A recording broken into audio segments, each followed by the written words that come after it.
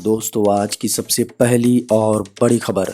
जन्म प्रमाण पत्र के साथ ही मिलेगा आधार नंबर, जल्द लागू होगी योजना। बड़ी खबर है, सरकार बच्चे के जन्म के साथ ही उसे आधार नंबर देने का प्लान कर रही है। बर्थ सर्टिफिकेट के साथ ही बच्चे को आधार नंबर दिया जाएगा। इस पर 16 राज्यों में ट्रायल चल रहा है। जल्द ही पूरे देश में इसे लागू कर दिया जाएगा। आधार नंबर मिलने के बाद बच्चे की 5 साल और 15 साल की उम्र होने पर उसका बायोमेट्रिक डेटा अपडेट कराना होगा। झारखंड में दिवाली एवं गुरु पर्व पर रात 8 बजे से 10 तक ही चला पाएंगे पटाखे। झारखंड में इस वर्ष दिवाली, छठ और गुरु पर्व पर केवल 2 घंटे पटाखे चलाने की इजाज़त दी जाएगी। क्रिसमस और न्यू ईयर पर पटाखे चलाने के लिए मात्र 35 मिनट का समय तय किया गया है। झारखंड राज्य प्रदूषण नियंत्रण बोर्ड ने इसे लेकर शनिवार को विस्तृत निर्देश जारी कर दिए हैं। इसके अनुसार दीपावली की रात को 8 बजे से 10 बजे तक ही पटाखे चलाए जा सकेंगे। शराब कारोबारी एमआरपी से अधिक पैसे मांगे तो टोल फ्री नंबर पर करें शिकायत। झारखंड के उत्पाद मंत्री ने शराब दुकानदारों को बड़ी चेतावनी दी है। सरकार उस दुकानदार के खिलाफ सख्त कार्रवाई करेगी। उन्होंने कहा कि राजधानी रांची के साथ साथ कई और जिलों के दुकानदारों के खिलाफ कार्रवाई की गई है। शिकायत मिलेगी तो सरकार उस पर कार्रवाई जरूर करेगी। शिक्षिका ने कपड़े उतारने को किया मजबूर, छात्रा ने खुद को लगाई आग। झारखंड में एक बेहद हैरान कर देने वाला मामला सामने आया है। यहाँ एक शिक्षिका ने एक गर्ल्स स्कूल की 9वीं कक्षा की छात्रा को कपड़े उतारने के लिए मजबूर कर दिया तो लड़की ने स्वयं को आग लगा ली। खबरों को माने तो आग से छात्रा गंभीर रूप से झुलस गई। उसे उसके परिवार के सदस्य पास के हॉस्पिटल में ले गए, जहां जिंदगी की जंग लड़ रही है। झारखंड में अगले 5 दिनों तक इन इलाकों में होगी बारिश। झारखंड में मौसम का मिजाज एक बार फिर बदल सकता है। मौसम विभाग की माने तो झारखंड में अगले 5 दिनों तक हल्के से मध्यम बारिश के आसार नजर आ रहे हैं। खबरों को माने तो 15 अक्टूबर से 21 अक्टूबर तक झारखंड के दक्षिणी तथा मध्य भागों में बारिश हो सकती है। इस दौरान कुछ इलाकों में गर्जन के साथ वज्रपात की संभावना जताई गई है। हालांकि तापमान में बहुत अधिक बदलाव देखने को नहीं मिलेगा। पारा शिक्षकों के आंदोलन पर शिक्षा मंत्री ने कहा, प्रेशर से कुछ नहीं होता। अस्थायीकरण की मांग पर झारखंड के पारा शिक्षकों ने एक बार फिर आंदोलन शुरू कर दी है। पारा शिक्षकों का आंदोलन सरकार पर दबाव बनाने के लिए है, लेकिन शिक्षा मंत्री श्री जगन्नाथ महतो ने स्पष्ट कर दिया है कि प्रेशर से कुछ नहीं होता, जो नियम है उसी के अनुसार सब काम होगा। सरकार ने पारा शिक्षकों के वेतन में एक मुश्त 40 से 50% की वृद्धि कर दी है।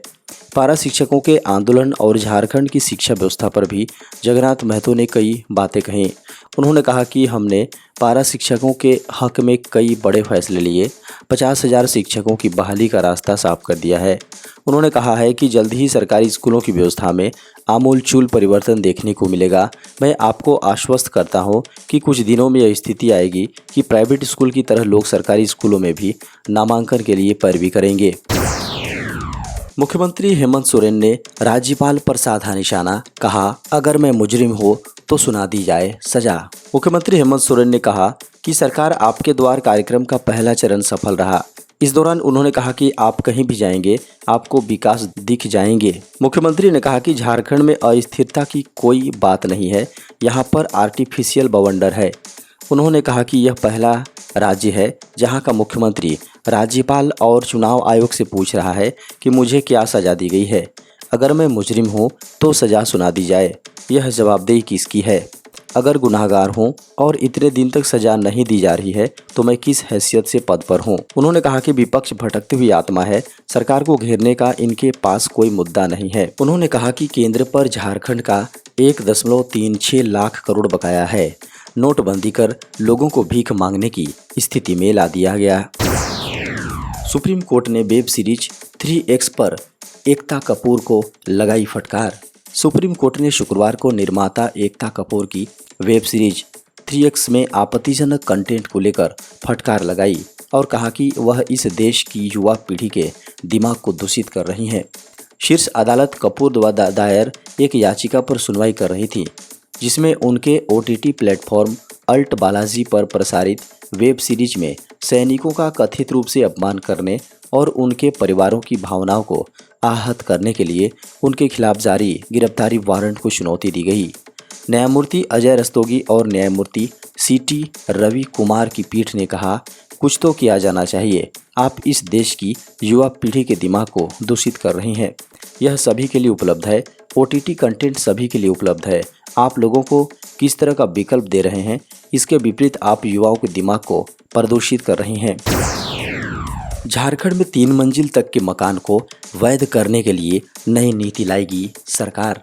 झारखंड सरकार शहरों में बिना नक्शे के 3 मंजिल तक के अवैध मकानों को वैध करने के लिए नई नीति लाएगी। इसकी तैयारी शुरू हो गई है।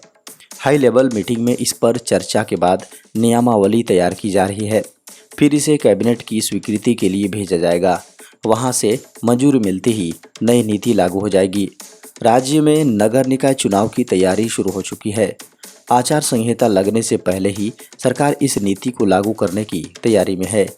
एक अनुमान के अनुसार इस फैसले से झारखंड के लगभग 7 लाख और केवल रांची में ही लगभग 1.25 लाख मकान मालिकों को डायरेक्ट फायदा होगा। हालांकि अवैध मकानों का सटीक आंकड़ा सरकार के पास भी नहीं है। यह नीति पूर्व की सरकार द्वारा बनाई गई बिल्डिंग रेगुलराइजेशन पॉलिसी से काफ़ी सरल होगी, जिसे एक मुश्त राशि लेकर ऐसे मकानों को वैध किया जा सके। देश के इन किसानों को नहीं मिलेंगे 2000 रुपये, साथ में चलेगा फर्जीवाड़े का मुकदमा। देश भर के 10 करोड़ से अधिक किसानों को पीएम किसान सम्मान निधि योजना का फायदा मिल रहा है। 12वीं किस्त के 2000 रुपये प्रधानमंत्री मोदी जल्द ही किसानों के खाते में ट्रांसफ़र करने वाले हैं। लेकिन इस किस्त को जारी करने से पहले सरकार ने बड़ा कदम उठाया है। होने के बाद सरकार की जानकारी में कई ऐसे मामले आए जिन्होंने गलत तरीके से योजना का फ़ायदा उठाया है। कई किसान पीएम किसान योजना की पात्रता नहीं रखते, उसके बावजूद वे इस योजना का लाभ उठा रहे थे। अब सरकार ने उन लोगों की लिस्ट जारी कर दी है। आपको किस्त के पैसे वापस करने होंगे या नहीं, यह आप ऑनलाइन चेक कर सकते हैं। इसके लिए पीएम किसान की वेबसाइट पर जाकर फॉर्मर कॉर्नर पर रिफंड ऑनलाइन का ऑप्शन दिखेगा। यहाँ क्लिक करने पर खुलने वाले वेब पेज पर मांगी गई सभी जानकारी दर्ज कर दें। सभी जानकारी दर्ज करने के बाद एक बार क्रॉस चेक कर लें और कैप्चा कोड दर्ज कर गेट डाटा पर क्लिक करें। यहाँ क्लिक करने के बाद आपको you are not eligible for any refund amount का मैसेज दिखाई दे तो आपको पैसा वापस नहीं करना है। अगर यह रिफंड अमाउंट का मैसेज शो करता है तो आपको पैसा वापस करना होगा।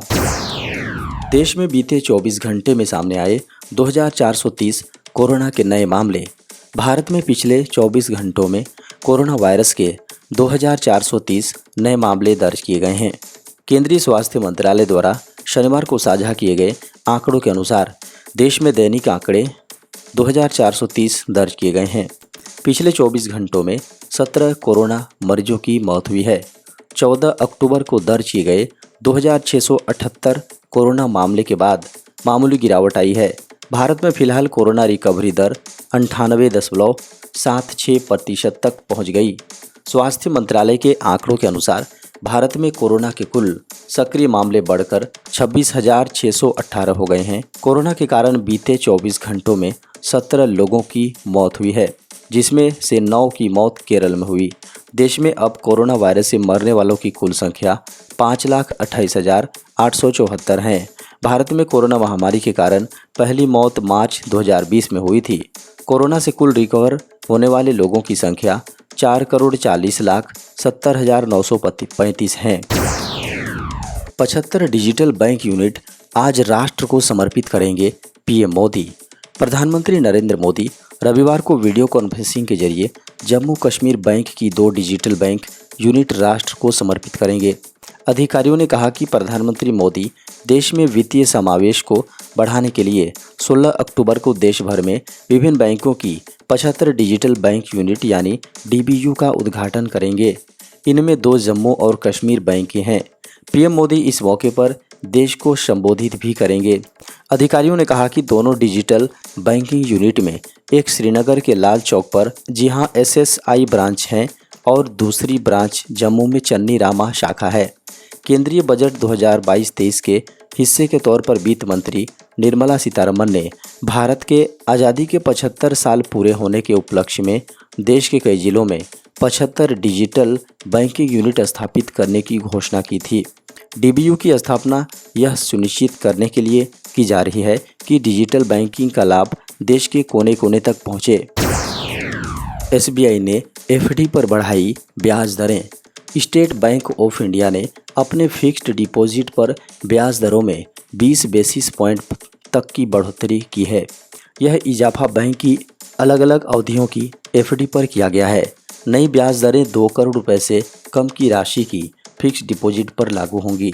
एक वेबसाइट के अनुसार एफडी पर बढ़ी हुई ब्याज दरें 15 अक्टूबर 2022 से प्रभावी होंगी। बैंक ने 2 महीने के अंतर के बाद रिटेल टर्म डिपॉजिट पर ब्याज दरों में वृद्धि की है।